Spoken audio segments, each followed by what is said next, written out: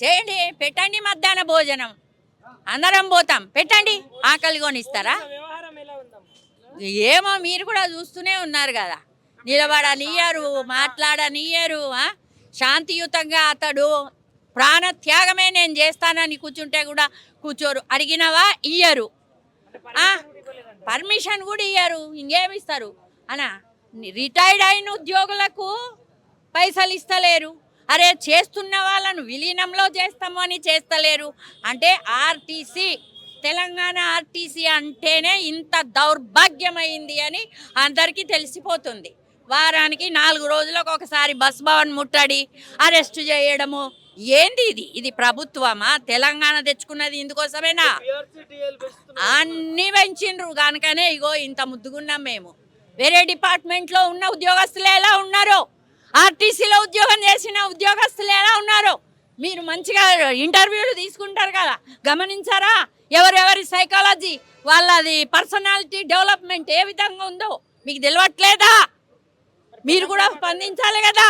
మీరు కూడా తెలంగాణలో ఒక వ్యక్తియే కదా, మీరు కూడా మా పిల్ల అలాంటోళ్ళే కదా. 1కి 2 రాసి చెప్పండి.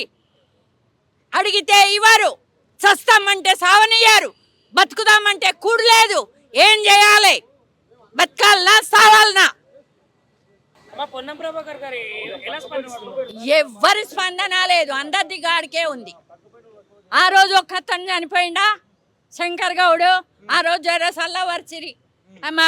మా ఉద్యోగస్తులు ఏంది, నిమ్మకు నీరెప్పినట్లు కొంతమంది ఉంటారు.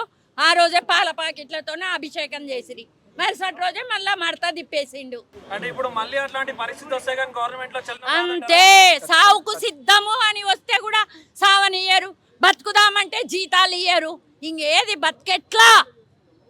ఎవరికి చెప్పుకోవాలి? ఆర్టీసీ కార్మికులు అంటే అంత చులకనే అయిపోయింది ప్రభుత్వానికి, మేనేజ్మెంట్కి, ప్రతి డిపార్ట్మెంట్కి. జూన్ 2 తారీఖు నాడు విలీన ప్రక్రియ ఇస్తానన్నాడు.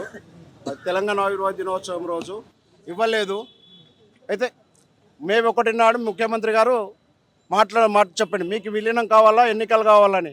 ఎన్నికలు వద్దు, విలీనం కావాలని రాతపూర్వకంగా ఎండి గారికి ప్రతి ఒక్క యూనియన్ 11 యూనియన్లు అందరు రాసిచ్చారు, అధ్యక్షులు కార్యదర్శులు అందరు రాసిచ్చారు.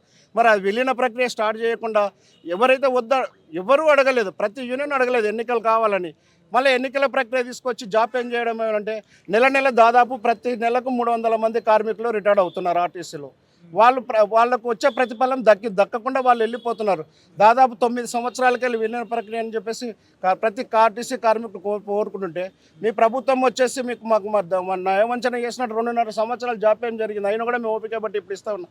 దగ్గరకు వచ్చిన విలీనాన్ని ముందుకు తీసుకుపోవడం ఏంది? ఎవరు అడిగినారు ఎన్నికలు? ఇప్పుడు అసోసియేషన్గా మొన్న 2-3 మీటింగ్లు జరిగినాయి, ఎండి గారి దగ్గర కానీ సీఎం గారి దగ్గర, డిప్యూటీ సీఎం గారి దగ్గర జరిగినాయి. మరి ఎన్నికలలో అందరు నాయకులు వచ్చారు, అందరు అభిప్రాయాలు చెప్పారు. ఇప్పుడు కూడా అదే అభిప్రాయం తీసుకోమని చెప్తున్నాం. పెట్టండి, విలీనం తర్వాత ఎన్నికలు పెట్టండి, మేము శాంతియుతంగానే ఉన్నాం కదా. ఇప్పుడు ఈ అమర నిరాహార దీక్ష ఎందుకు వచ్చింది? మీరు చేయకపోవడం వల్లనే అమర నిరాహార దీక్ష కన్నా లాస్ట్కు మిగిలింది ఏంది? కార్మికునికి అమర నిరాహార దీక్ష ఆయుధం అదొక్కటే. ప్రజాస్వామ్యంలోనే అది ఒక్కటే. సమ్మెలు, నిరాహార దీక్షలు, గేట్ ధర్నాలు అన్నీ పోయిన తర్వాత అమర నిరాహార దీక్ష.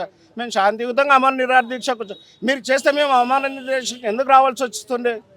ప్రభుత్వం ఆలోచించాలి, యాజమాన్యం కూడా ఆలోచించాలి. మీరు ఒక ఉద్యోగస్తులే కదా, సంస్థలో ఉన్న ఉద్యోగస్తులు.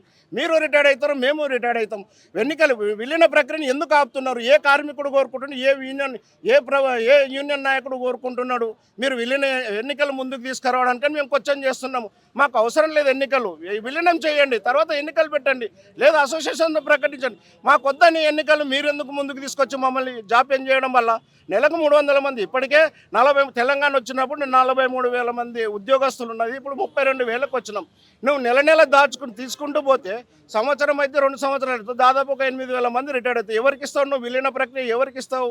ఇప్పుడు అంతా అవుట్ సోర్సింగ్ కాంట్రాక్ట్లు తీసుకొస్తున్నారు. ఇది అన్యాయమే కదా.